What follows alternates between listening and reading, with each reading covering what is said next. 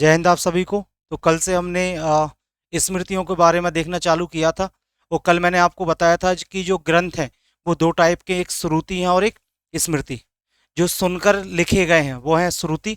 और श्रुति में मैंने आपको बताया था वैदिक साहित्य आते हैं। वैदिक साहित्य मतलब चार वेद, ब्राह्मण ग्रंथ, आरण्यक और उपनिषद। इसके अलावा जो भी आपको चीज़ें मिलने वाली हैं वह सब क्या है, स्मृति है। स्मृति मतलब याद किया हुआ। और मैंने आपसे बोला था कि जो आपके स्मृतियां हैं वह धर्मशास्त्र हैं। शास्त्र मतलब किसी विषय की पुस्तक, और धर्म का मतलब होता है कर्तव्य। तो स्मृतियों में आपके कर्तव्य लिखे गए हैं। समझ में आ रहा है सभी को इतना? और मैंने बताया था आपको सभी स्मृतियां पद्य में लिखी गई हैं, लेकिन विष्णु स्मृति ऐसी जो गद्य में लिखी गई है। इनकी भाषा संस्कृत है, लेकिन इनका स्थान श्रुति ग्रंथ के नीचे है। यहाँ तक की हम बातें कर चुके थे।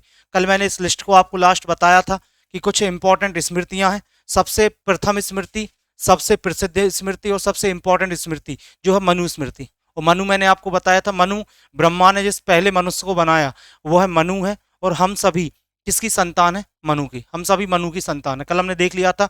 और याद रखना जो मनु स्मृति है इसकी रचना पूर्व गुप्त काल में हुई थी, या मैंने बताया था शुंग काल में हुई थी। कब हुई थी? शुंग काल। और राजा थे पुष्यमित्र शुंग के समय इसकी रचना क्या हुई है? कंप्लीट हुई है। याज्ञवल्क्य स्मृति भी याद रखनी है, वह भी पूर्व गुप्त काल की है। और बाकी नारद, पराशर, बृहस्पति और कात्यायन ये सब गुप्तकालीन स्मृतियां हैं। बात समझ में आ रही है? हम यहाँ पर महत्वपूर्ण स्मृतियों के बारे में चर्चा करने वाले हैं। तो कल हम लोग मनु स्मृति के बारे में देख चुके थे, ठीक है ना? तो मनु स्मृति जो है प्रप्रथम है, प्राचीन, महत्वपूर्ण है। रचनाकार बेवस्त मनु है। मनु को मानव जाति के पिता कहा जाता है। इसके जो भाष्यकार हैं वह कुल्लुक भट्ट हैं, गोविंदराज हैं और मेघातिथि हैं। शुंगकालीन रचना कल हम सब देख चुके थे। इसे मानव धर्मशास्त्र या हिंदू धर्म के प्रमाणिक विधि संहिता भी बोलते हैं। इसके अलावा इनमें क्या क्या जानकारी मिलती वो सब कल मैं आपसे चर्चा कर चुका था। कल की क्लास में हमने मनुस्मृति के बारे में देख लिया था। तो एग्जाम में इस तरीके से क्वेश्चन आएंगे कि मनुस्मृति कब कंप्लीट हुई है, या मनुस्मृति जो है उससे क्या जानकारी मिलती है, तो आप समझ पाएंगे। बाकी कुछ स्मृतियां और हैं जिनसे कुछ इंपॉर्टेंट जानकारियां मिलती हैं, उनके बारे में हम डिस्कस कर लेते हैं। यहाँ पर देखते जाने जो फैक्चुअल इन्फॉर्मेशन आपको याद रखना बस। एक स्मृति है जिसका नाम है याज्ञवल्क्य। यहाँ पर अगली जो स्मृति है इस स्मृति का नाम है क्या? याज्ञवल्क्य स्मृति। इसके जो भाष्यकार हैं वो है विश्वरूप। भाष्यकार कौन है? विश्वरूप। अच्छा, इसमें उल्लेख क्या क्या है? पहला उल्लेख है पिता का जो ऋण है पुत्र ना दे। पहली बात। यहाँ पर एक समाज का उल्लेख है, कायस्थ। कायस्थ जाति का उल्लेख है। याद रखना, कायस्थ जो जाति है यह लोग लेखन का कार्य करते थे। ये कायस्थ जो है यह लोग किसका कार्य करते थे? लेखन का। और यह लोग अपने आप को चित्रगुप्त का वंशज मानते हैं। यह लोग अपने आप को किसका वंशज मानते हैं? चित्रगुप्त का वंशज। तो जो कायस्थ जाति है, इस कायस्थ जाति का उल्लेख किस स्मृति में है? याज्ञवल्क्य। बन जाएगा ना? यहाँ पर सूदखोरी की चर्चा है। इस स्मृति में सूदखोरी की चर्चा है। सूदखोरी का मतलब होता है ब्याज पर पैसे देना, इंटरेस्ट पर पैसे देना। मान लो कोई साहूकार होते हैं, महाजन होते हैं, आपको पैसा देंगे, बदले में आपसे इंटरेस्ट लेंगे, तो इसको सूदखोरी बोलते हैं। सूदखोरी की जो चर्चा है वो है किस स्मृति में मिलती है? याज्ञवल्क्य। इसके बाद यहाँ पर सर्वप्रथम स्त्रियों को अधिकार प्रदान किए गए, महिलाओं के अधिकारों की बात की गई है याज्ञवल्क्य स्मृति में। जबकि मैंने बताया था मनुस्मृति में कल कहा गया था कि स्त्रियों का पति की संपत्ति पर अधिकार नहीं होगा, स्त्रियों को वेद पढ़ने का अधिकार नहीं है। स्त्री का केवल मनुस्मृति में लिखा केवल एक ही चीज पर अधिकार है, वो स्त्री धर्म। स्त्रियों का केवल स्त्री धर्म पर अधिकार है। स्त्री धर्म का मतलब है कभी जो महिला है वह पत्नी का धर्म निभाएगी, धर्म मतलब कर्तव्य। कभी महिला माँ का कर्तव्य निभाएगी। बात समझ में आ रहा है? वह है उसका क्या है? धर्म है। लेकिन यहाँ पर महिलाओं के अधिकारों की क्या की गई? बात की गई। बन जाएगा यहाँ धर्म के 9 लक्षण बताए गए। धर्म के कितने लक्षण बताए गए हैं? 9। और यहाँ पर एक धूत क्रीड़ा की बात की गई। ये इंपॉर्टेंट, धूत क्रीड़ा की बात की मतलब गैम्बलिंग को बोलते थे उस समय। इसका कहना है कि यदि राज्य से नियंत्रित करे, इससे राज्य की आय बढ़ सकती है। गैम्बलिंग के बारे में बात की गई है किस स्मृति में?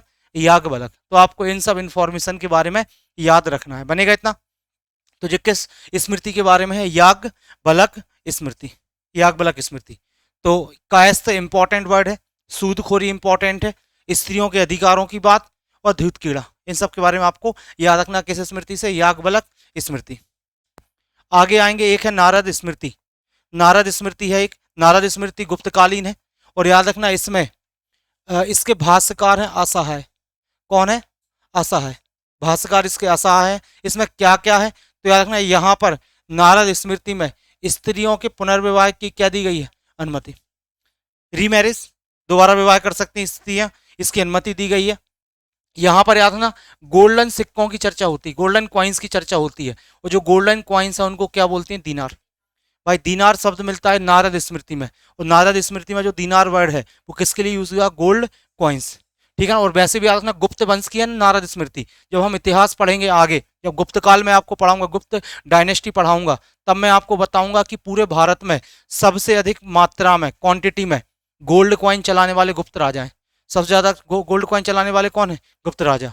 तो इसमें गुप्त वंश की चर्चा, इसलिए सोने के सिक्कों की चर्चा भी है। यहाँ पर एक नियोग प्रथा की चर्चा है। नियोग प्रथा की चर्चा है। नियोग प्रथा क्या होती है? प्राचीन समय में यदि किसी महिला का पति एक्सपायर हो जाता था तो उस महिला को अन्य पुरुष के साथ, मतलब कहना चाहिए कि बच्चे पैदा करने का अधिकार होता था, जिसे बोलते थे कौन सी प्रथा? नियोग। तो नियोग प्रथा का जो अधिकार है वह चर्चा मिलती है नारद स्मृति में। और यहाँ पर दास जो स्लेव हैं, दासों के कितने प्रकार की चर्चा है? 15। जबकि कल मैंने आपको बताया था मनु स्मृति में दासों के 7 प्रकार है। कितने प्रकार हैं? 7।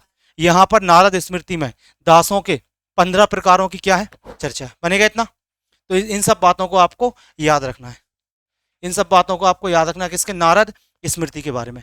ठीक है। नारद स्मृति के बाद हम बात करें, अगली जो स्मृति है उसका नाम है कात्यायन। कात्यायन स्मृति। और यहाँ पर एक बात इंपॉर्टेंट है, यहाँ पर सूत्रों को वेद पढ़ने व सुनने पर क्या लगी है? रोक। ठीक है। कात्यायन स्मृति में सूत्रों को वेद पढ़ने पर सुनने पर क्या लगाई गई है? रोक। कात्यायन बन जाएगा ना। एक है विष्णु स्मृति। विष्णु स्मृति भी गुप्तकालीन है। और वैसे भी याद है गुप्त काल के जो राजा थे, उन राजाओं का जो धर्म था वो वैष्णव धर्म था। उससे भी आप रिलेट करके याद रख सकते हो। विष्णु स्मृति कौन सी है? गुप्तकालीन है। मैंने आपको बताई थी यह किस में लिखी गई है? गद्य में। बाकी सब स्मृतियां पद्य में है, लेकिन विष्णु स्मृति ऐसी है जो किस में लिखी गई है? गद्य में। यहाँ पर 4 वर्ण की चर्चा है। मनुस्मृति में भी है, यहाँ भी है। आश्रम की चर्चा बताए थे, 4 आश्रम: ब्रह्मचर्य, गृहस्थ, वानप्रस्थ और संन्यास। इसके बाद अपराध पर दंड का क्या है? वर्णन।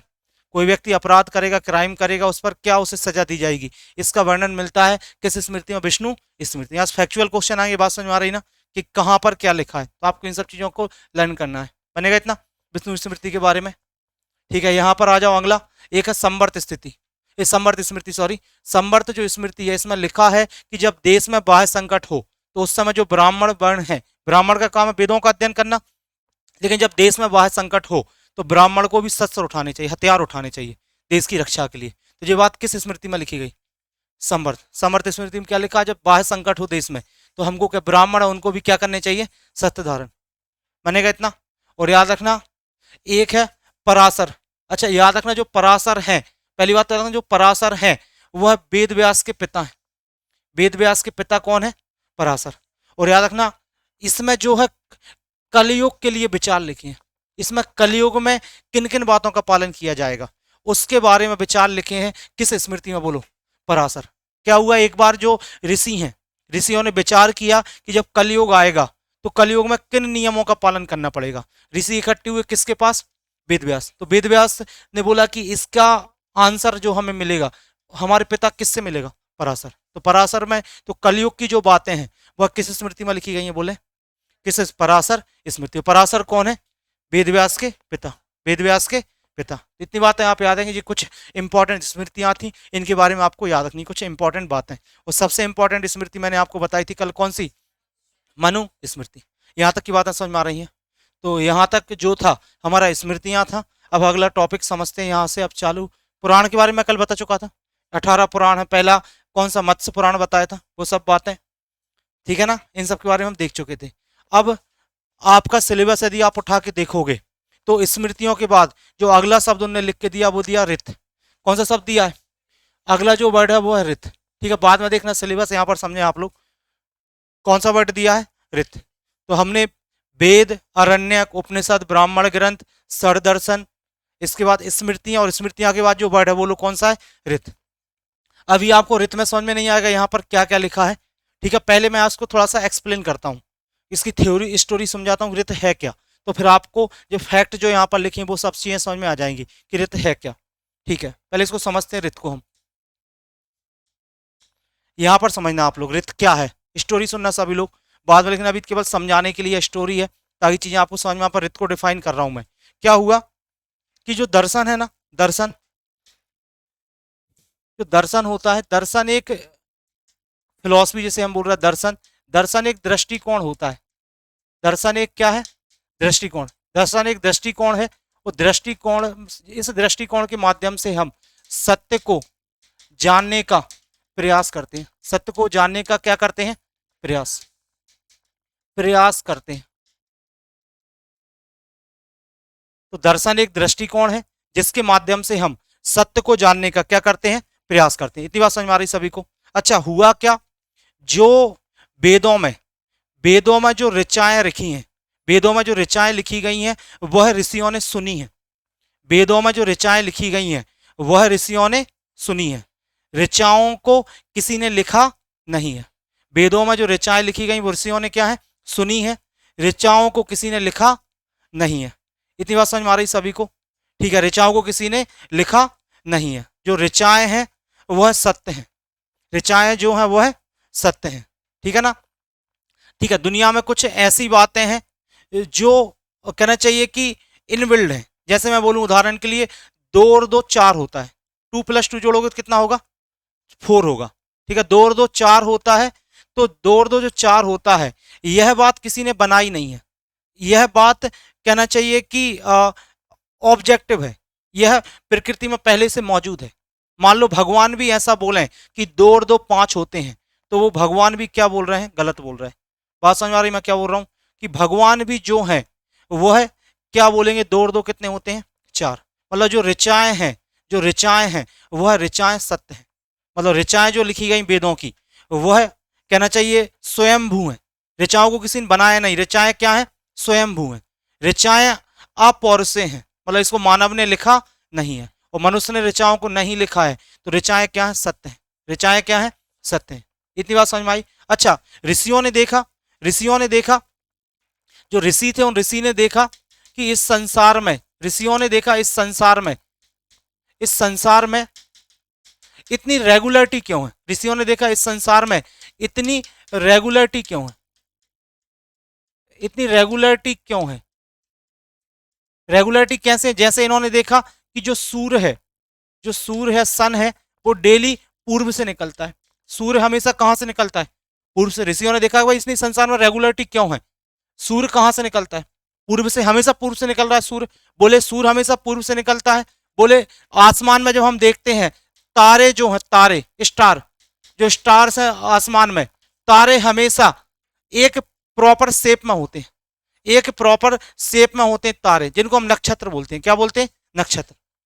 तो तारे हमेशा पर्टिकुलर एक शेप में है। तो ऋषियों ने देखा इस संसार में इतनी रेगुलरिटी क्यों है, सूर्य हमेशा पूर्व से क्यों निकल रहा है, तारे हमेशा एक जैसे शेप में क्यों है।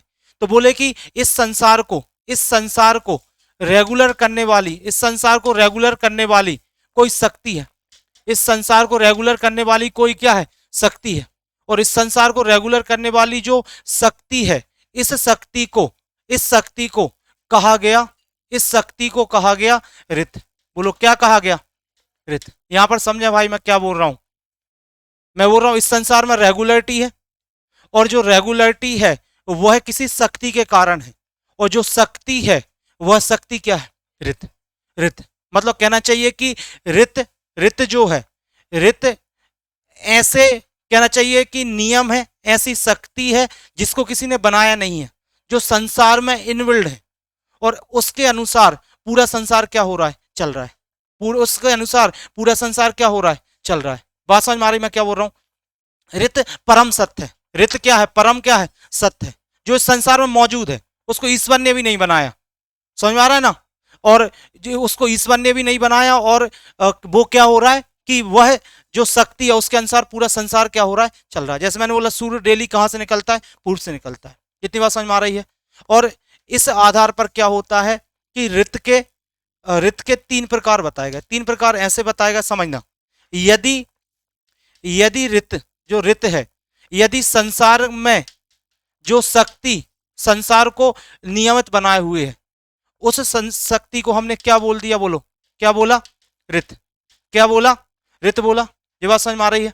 अच्छा, यदि इस इसको हम सामाजिक जीवन में उतार लें, सामाजिक जीवन में उतार लें, ऐसा कहा जाता है कि जो ऋत है, इस ऋत को आप सामाजिक जीवन में उतारो। हम भगवान से बोलते हैं हमारे भगवान हमारे जो सामाजिक जीवन है उसमें कोई समस्या ना आए, समझ, उसमें हमेशा क्या कोई समस्या ना आए, हमारे जो रिश्ते हैं लोगों से वो हमेशा अच्छे रिश्ते बने रहे। बात समझ में आ रहा है? हमारा जीवन अच्छे से चला रहे। और सामाजिक जीवन में इस शब्द को बोल दिया जाता है धर्म। क्या बोल दिया जाता है? धर्म। क्या बोल दिया जाता है? धर्म। राधा कृष्णन बोलते हैं कि भाई यदि हम सड़क पर चल रहे हैं, सड़क पर हम चल रहे हैं और सड़क पर हमने एक नियम बना लिया कि हम हमेशा लेफ्ट साइड चलें। कहाँ चलें? लेफ्ट। क्यों? लेफ्ट साइड चलोगे तो आपका क्या नहीं होगा? एक्सीडेंट नहीं होगा। तो बोले कि जो आप लेफ्ट साइड चल रहे हो सड़क में, तो बोले जो लेफ्ट साइड चलना एक धर्म है। लेफ्ट साइड चलना क्या है? धर्म है। इसलिए कहा गया है धर्मो रक्षति रक्षता। मतलब जो व्यक्ति धर्म के अनुसार चलता है, धर्म हमेशा उसकी क्या करता है? रक्षा करता है। मतलब रित को यदि हम अपने सामाजिक जीवन में उतार लें तो वो क्या कहलाती है? धर्म। क्या कहलाती? धर्म। और याद रखना, यदि रित जो है उसको हम रेगुलरिटी में ले आए, डेली कामों में ले आए, रित को रेगुलरिटी में ले आए, रित को डेली लाइफ में ले आए, रेगुलरिटी में ले आए डेली, तो रेगुलरिटी में यदि हम ले आए तो वो रित कहलाती कर्म। बोलो क्या कहलाती? कर्म। क्या कहलाती है?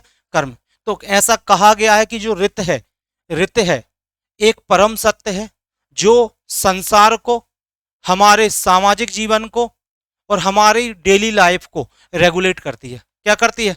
रेगुलेट। बात समझ में आ रही? फिर से मैं बोल रहा हूं, तो रित क्या है?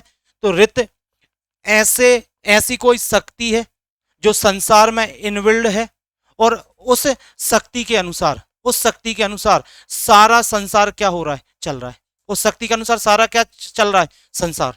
बात समझ में आ रहा है? उस रेगुलरिटी को हमें अपने जीवन में उतारना है और हम अपने सामाजिक जीवन में उतारेंगे तो वो हमारा क्या कहलाएगी? धर्म। और हमें डेली लाइफ में उतारेंगे तो वो हमारा क्या कहलाएगी? कर्म। बोलो क्या कहलाएगी? कर्म। बन जाएगा ना? इतनी बात समझ में आई? अब यहाँ पर जो बात मैं लिखी हुई वो पढ़ूंगा तो आपको समझ में आएगी। यहाँ पर समझे सभी लोग मैं आपसे क्या बोल रहा हूँ? तो यहाँ पर समझो भाई, वैदिक साहित्य में जो, अब यहाँ पर समझे, वैदिक साहित्य में जो रित शब्द का प्रयोग है सृष्टि के सर्वमान्य नियम के रूप में हुआ है। आप बताओ, सृष्टि में जो सर्वमान्य नियम है जिनके हिसाब से सृष्टि चल रही है, वह सर्वमान्य नियम ही क्या है? रित है। वह सर्वमान्य नियम ही क्या है? रित है। बात समझ में आ रही है? हाँ। लिखा है यहाँ पर संसार के सभी पदार्थ परिवर्तनशील हैं, हर चीज बदलने वाली है, लेकिन जो परिवर्तन का नियम है वह अपरिवर्तनीय है। ठीक है ना? इसी नियम के कारण सूर्य चंद्रमा गतिशील है।